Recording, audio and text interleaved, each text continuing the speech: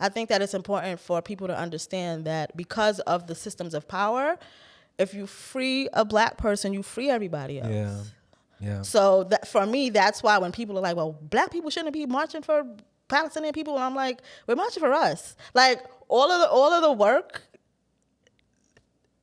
because we are the most marginalized, it is for us. Yeah. And it's that's the piece that I think people don't understand, because that's just how power, privilege, all of that stuff works. So I'm not pausing black stuff to advocate for a Palestinian person. No, that's my shit, because colonization fucks up the world, because patriarchy fucks up the world, capitalism, like all of this stuff, no matter what, it's always going to fall down the worst on me.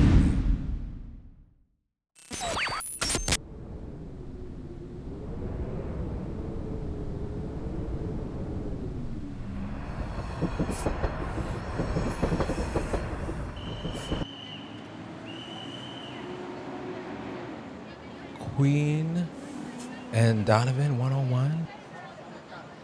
Okay, got you. Okay, take one. What's good, everybody? I am Donovan, and welcome to Stranger Fruit.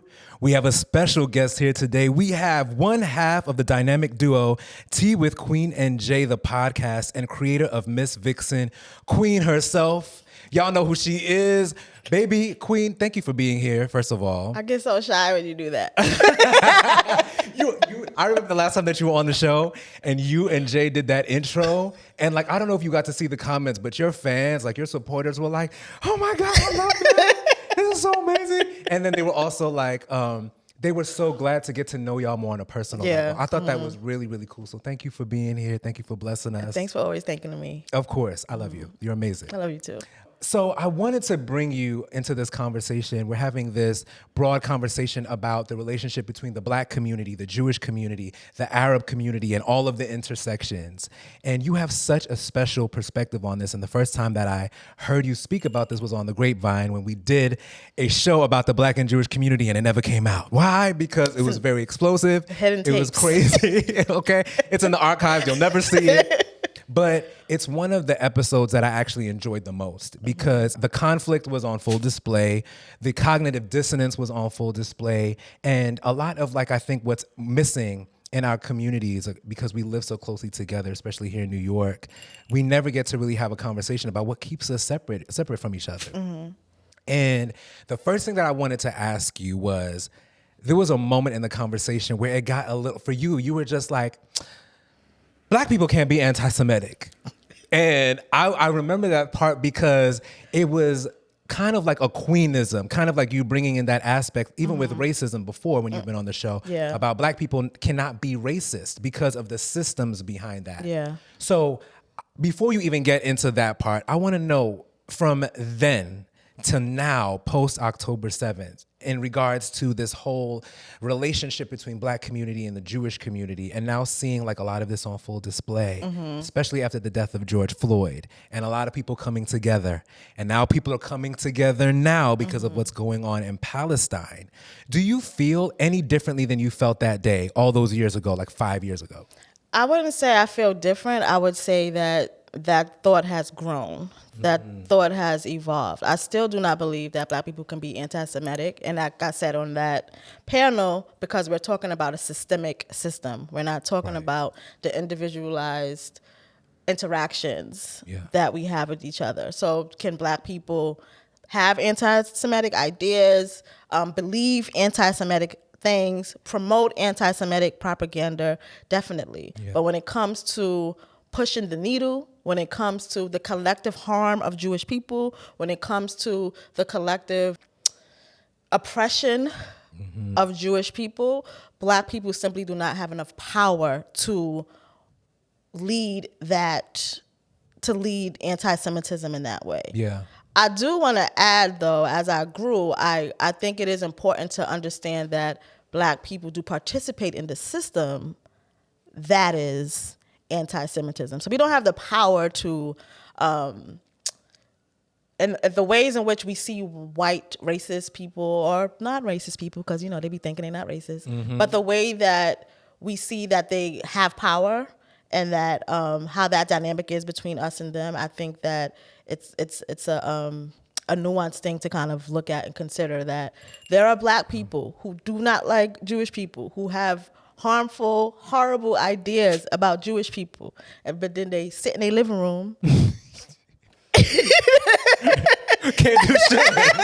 Can't do nothing. You know what I mean? You can't do shit. No, I agree 100%. And it's so, and you know, we had a broader panel conversation. We had like a small audience there, and the point of that conversation was to like, let's put it all out on the table. And I realized during that conversation that I had to like make a special announcement. Hey, everyone. In my experience, as a black person who's oftentimes in the living room and we talking our shit, and we're talking heard the like things in the living room. Okay, we're talking our shit specifically because we're talking about power. Yeah. A lot of times we're talking about power dynamics, and we can see, at least here in New York, I cannot speak for everybody everywhere, but in New York we do have a rather large Jewish population. Yeah. And for a lot of black folks, I know for me, we were not having conversations about Zionism versus Jewish people. And we weren't particularly saying, oh, Jewish people are this or Jewish people are that, outside of Jewish people got all the money, Jewish people got coin, and all of these things. It was never about hating Jewish people. I've never heard that type of language. So when I was in the conversation with everyone, I was like, I gotta say, as a black person, this is a little new to me in terms of like, yeah, Kanye, somebody who was a billionaire saying all of this crazy shit about Jewish people, I completely get that. But that is not your average everyday person who has any type of leverage to sort of throw around money, to throw around influence. Like, who are we influencing when we're talking about, you know, rent or, you know, because that's where it gets the conversation revolves around. I want to add to that because like I do believe that as well, but I think my experience is just very unique because I grew up in the Nation of Islam and because I grew up hearing a lot of stuff about Jewish people. So I can't, like, when Kanye said what he said, that sound like stuff that I heard when I was a kid. Got it. That sound like things that I have heard, and like, I wouldn't say I believe, but it was common speak. Right. And I do think that there are a lot of, I'll say, black New Yorkers who have that because of the history and the relationship between black people and Jewish people, where because of white supremacy, like, I think that, let's go back a little bit. I think that because Jewish people were racialized as white, and we only think when we think of a Jewish person, we only think of a white individual. Right. Ashkenazi Jewish people sometimes. And if you want to be that specific, most people are ignorant to the different types of Jewish people, if you want to be realistic. So they're usually just lumped all together. And there's a white Jewish person who's taking over the world and has all the money and blah, blah, blah, blah, right? And for black people, I feel that when we are talking about that, we are actually talking about whiteness and white supremacy, but we are directing it, and especially in New York, towards Jewish people because that is our closest, that is the closest white person to us who is like harming us, as far as the relationship that black people have with Jewish people in New York City specifically. Well said. You know what I mean? Yes. So, well said. And I think it's important to make that differentiation. So I don't like to say that, you know, black people don't, you know, because, you know, and I'm going to be honest, it was really surprising to me when Kanye said what he said. And granted, I live in my little bubble, but the amount of black people who was like, oh my God, it was weird to me. Yeah. Because it's like, we say this stuff. We just don't say it in front of white people. Yeah. Or if we do say it outside in front of people, it is someone like Minister Louis Farrakhan who is saying these. Like, you know, you're not supposed to say these things even though you have thoughts. Yeah. And I think that's how, I can't speak, we're not a monolith, can't speak for all black people, but I do think that a lot of black people don't realize how entrenched we kind of are in a system of anti-Semitism that helps support white supremacy. Oh, wow. And I think that you just kind of gave me goosebumps on that because I think that's a really, really great point because you can easily sort of lift up a stereotype. And I think it gets confusing because of the conflation of whiteness and being Jewish. And it's a really hard thing to distinguish because, and I mentioned this on the panel, Because when I look at a Jewish person, right, and I highlight the Jewishness, I'm highlighting it because that is the sense of connection to you. Yeah. Because as a black person, that is the thing that puts me out on the chopping block every single time. And I'm assuming that's the Jewishness in you that puts you up on the chopping block. So when we're talking about conflict, when we're talking about the things that even can unite us, it revolves around your Jewishness and it revolves around my blackness. So I'm looking to connect. And when I'm finding that we're not connecting on this, I'm looking at Jewishness like, well, what is it then? Like, well, what is it in this context? So it's so easy to conflate both of those things. It is. And it's like, I wish if it could be a saving grace, but then I think it's kind of like, I would liken it, this is not a really good comparison, but I would say it's like siblings, maybe even step siblings. So you can see that one gets treated better than the other, and it's like now we start fighting, like in the way like the sibling rivalry, like you get treated better than me, but you should be on my side because we both getting fucked up in the process. Like what's good? Yeah. And that's been a part of what I feel has been the disconnect. And I want to go deeper into the Nation of Islam part about this because I think a lot of times, especially when you look at the news, you watch CNN, anywhere, you never really see Black people who are part of the Muslim faith or part of the Nation of Islam being able to actually express how they feel about what's even going on right now, which I think is such a great type of person to step in the gap and sort of say like, listen, this is how I feel.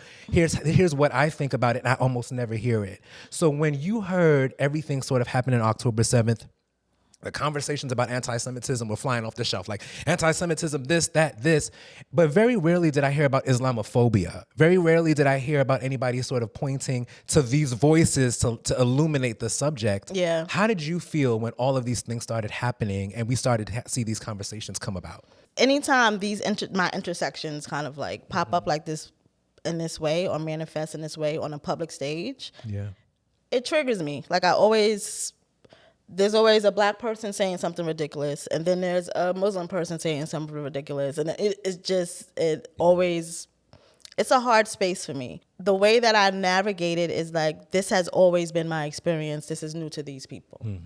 Yeah. You know what I mean? Like, I have always been aware of Islamophobia. I have always been aware of being different. And then within being a Muslim person, also the anti-Blackness and within the Islamic world. People will always talk about the obvious ways, right? Of the blackface that we might see watching an Arabic comedy, right? Or the language that people might use that is deeply violent, right? The way in which the word abid is used in the Arab world. But there's also structural levels of anti-Blackness that exist in the Arab world as well. Rana Abdelhamid, a community organizer from New York, helped put together this online tool to help educate Arabs and Arab parents that outlines steps like refraining from using derogatory terms and having conversations with family members about racist stereotypes. As soon as we posted it, people were like, how do we translate this to Arabic? How can I translate this to French? How can I translate this to Dutch? How can I translate this to Spanish, right? And it went viral, right? Like people really shared it. It started conversation.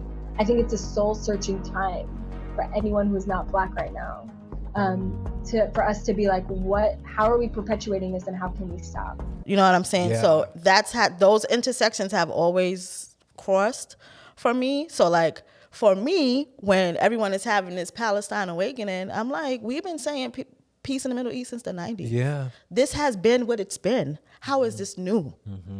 I was talking to, I mean, like we were like kids, like peace in the Middle, like rain in Spain. I was like, you're right. It was like a 90s thing. Peace in the Middle East. Rain in Spain. It was like a 90s thing. It was very integral in hip hop. It was so there's pieces of me that always struggled with like and Black people experience this too, because we've seen this happen when George Floyd was murdered. But like, great point. Becoming a fad, becoming a thing of the moment. Like there's sometimes when I'm annoyed when someone's like, ceasefire. And I'm just yeah, baby, that internet got us fucked up. For real, it does. I'm like, girl. Yeah, I was talking to Imani Bashir. She was gonna come on, but she couldn't make it, right? And one of the things that she said, she's like, she would have been fantastic. I know, we were on the phone for like, in our pre-interview, we were on the phone for like an hour and a half. She was like, I have to come on because I have to talk about being a Black Muslim woman and how we are treated in Arab spaces and the anti-Blackness because I can't take it. Now, when I was in pre-production for this, that never came up in my mind. The anti-Blackness came up as far as the Arab community is concerned, but it never got as specific as how Black Muslims feel about being in those spaces and not being invited into the spaces. And I'm wondering, in your experience, have you ever had any interaction with the community or tried to gain access to the spaces, or did you always feel sort of like, shut out, I know I can't be in that space? I've never felt shut out. I'm a person who, if I don't feel that I'm welcome, I'm not going to go. So that could just be a personality trait. So I can't say that I was particularly shut out. Right. But also my experience is very different. Also being a Muslim who was raised in the Nation of Islam, which is a very different set than the Islam that everyone knows to be like the benevolent. Like I'm the military Muslim. Got it. And would that be the difference? I think that's the difference in the way that we are... media presents us, because the way that Islam in this country became popularized was through Malcolm X, which was a very different approach to Islam in itself. And then, you know, he's murdered and the Nation of Islam falls. That's the language that we use. And then it was like an uptick on like, look, this is the better Islam because... you know, this is, you know, like, So there was like a difference. So there isn't a lot of respect in the Islam world for the Nation of Islam anyway. Wow. Because in the scheme of the length of Islam or whatever, the Nation of Islam is very new. Something that's began in the 1920s in terms of like the Quran was written. Yeah. Yeah. Okay. You know what I mean? So it's something that is very seen as like, for a lot of Muslims, not Islam. Because it's something different, because there's a Black nationalism tied to Islam. The Nation of Islam explicitly critiques white supremacy through its theology and practice. And this is everything from what the divine looks like to what the divine wants you to look like. In other words, as a Black person, the way God made you is beautiful. Don't perm your hair, don't emulate a standard of beauty that's outside of Blackness. This is still a period in which white supremacy is the dominant orientation, and African Americans, both privately and publicly, are being taught that they are inferior. The Nation of Islam turns the tables. White people are the problem. They are inferior.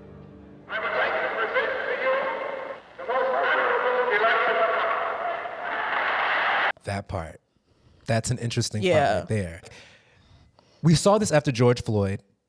The way that people sort of like had that awakening, like you said, like, oh shit, it's real. Like, oh, sorry, Negroes. I had no idea. I just thought you guys were thugs. I don't know. I grew up on, 90s television. I really thought that. I'm not racist, but I thought that you guys were a little violent. So I'm sorry. And then people were coming out and they were marching, and it's like, oh, okay, this is a moment, like we're seeing that people are able to come together. One of the questions that I always had was like, how long is it gonna take for this to fall apart because of anti-Blackness? How long before people realize like, oh yeah, I really don't fuck with these motherfuckers again? And we could see it took about 3.5 years. That's how long it took, y'all. The answer is 3.5 years before people were just like, this DEI shit is kind of like ridiculous. We have all of these Black ladies with afros trying to be the VP of this and that. We cannot have this, it's too much. And so I'm wondering, from the perspective of coalition, especially with your intersection as being Black and a part of the Nation of Islam, being raised in the Nation of Islam. Okay, yeah, I'm just raised there. I'm not. Yeah, I'm gonna, I got you. There's some things that I don't fuck with no more. I got you. But I do often wonder, you have like these moments, these opportunities, these intersections that sort of allow us to see each other a little bit more clearly, but momentarily. I'm wondering, how do you feel about multicultural coalition? Because we saw it during George Floyd, that we were able to get together for 5.5 seconds. Now there's another moment where so many people are getting together. We see the kids on the college campuses now. They're all kinds of colors. People are marching all kinds of colors. There are Jewish people the other day in front of Prospect Park going hard for Palestine, It's a really interesting place. I have read a lot of Palestinians say, I never thought we would even be here. Y'all are giving us the opportunity, the courage to keep going. And so I'm wondering for you, do you think that because there are these moments of overlap, whether we're talking about the Nation of Islam or whether we're talking about blackness and the plight of Palestinians who sometimes do racialize themselves, do you think that multicultural coalition, especially off of the heels of this right now, is something that can be lasting, especially between, let's say, the Nation of Islam or black folks and like Arab people and Muslim people?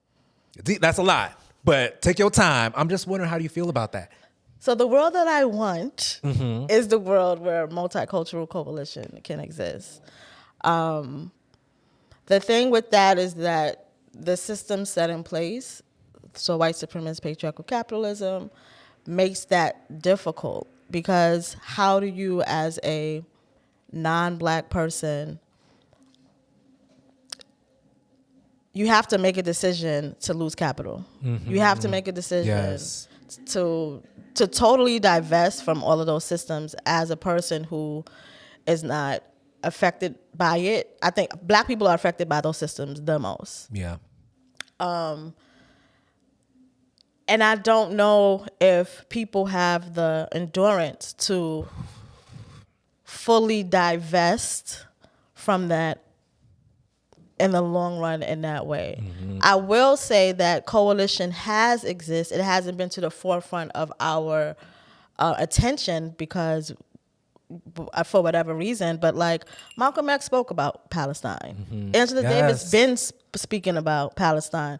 Kwame Ture been talking about Zionists, and they've been doing this. Black people who are into decolonizing this world, who are into liberation for everyone, have been doing this. I think that it's important for people to understand that because of the systems of power, if you free a black person, you free everybody else.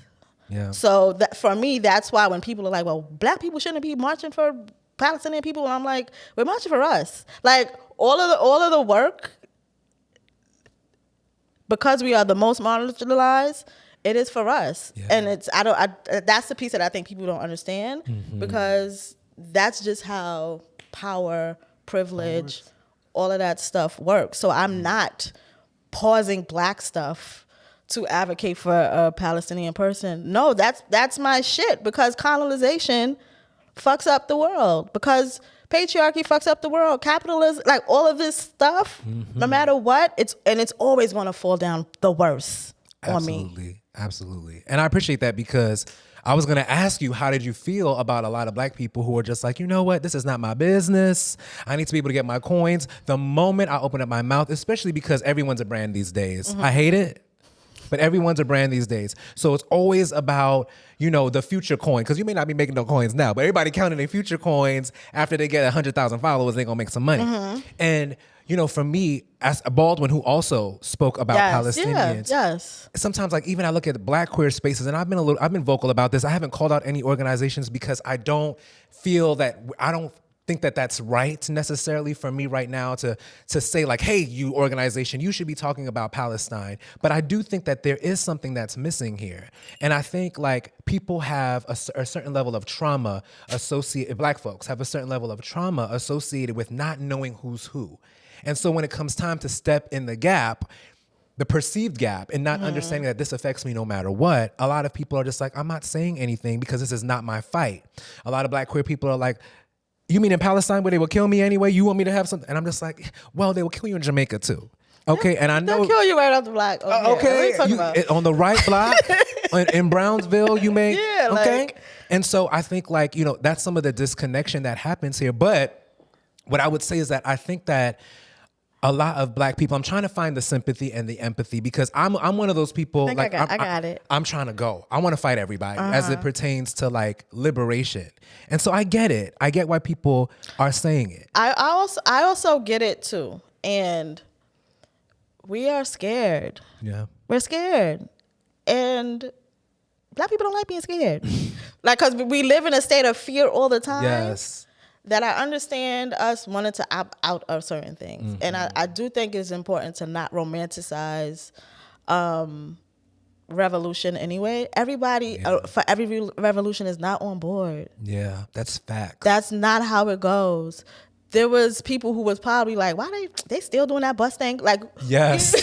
It's true. It's true. It's on record, actually. you know what I'm saying? And I think because we romanticize revolution as everybody was with it, everybody was on board, everybody was gung-ho, everybody understood, everybody had the information that we put those people against the fire, because it's like, you know, like you should know better, you should be doing this. And I want to say that for me, those people do get on my nerves, and it's just like whatever. But also, like, I think about like someone like Mark Lamont Hill, who is a black person who has been very, very invested in ending apartheid in Palestine for a long time. Absolutely. Who, because of speaking out, lost space that we needed in media. Yeah. And I think that I don't fault black people for thinking about what we lose in that, because now when it comes to the system of power, we generally have none of it. So I do sympathize with people who are like, I don't want to lose my job, or I don't, like, you know, like, so I'm not like mad at those people. But it does frustrate me that because of these systems, how institutionalized all of us are. Like, that's the part that like really like is heartbreaking, because it's like, damn, we ain't never gonna be free, because like, damn, because we stuck. I just want to be free. Word up. I feel the exact Like, same damn. way. It's just like, come on, y'all. Y'all will be so fast to get information for Beyonce. Y'all will go and follow her to Texas, New York, and leave the country to go see her, but y'all can't get information for something that's happening right now in real time. What I've seen is that a lot of these people were the same ones who considered themselves to be Republicans and conservatives, right? As black people, we saw the writing on the wall. These motherfuckers are out of control. They want to take away women's rights. They want to take away queer rights. They want to take away black people's rights. And we've gotten to see the worst of them get to power. And so we saw a lot of our fears come to pass. And so those same white people, like a Joe Scarborough, is now like, that Trump is out of control, but you voted for him. How come you didn't see it? How come you didn't get it?